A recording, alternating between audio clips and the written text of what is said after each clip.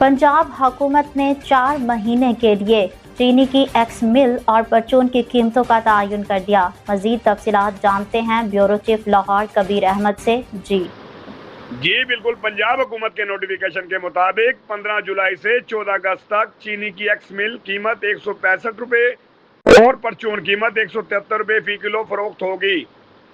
15 अगस्त से 14 सितंबर तक चीनी की एक्स मिल कीमत 167 रुपए और परचून 175 रुपए फी किलो फरोख्त होगी। चीनी की एक्स मिल कीमत अगले 3 माह तक 2 रुपए फी किलो माहाना बढ़ाने का फैसला। 15 सितंबर से 14 अक्टूबर तक चीनी की एक्स मिल कीमत 169 रुपए और परचून की 177 रुपए फी किलो फरोख्त होगी। 15 अक्टूबर के बाद चीनी की एक्स मिल कीमत 171 रुपए होगी और जबकि परचून में चीनी 179 रुपए फी किलो फरोख्त होगी।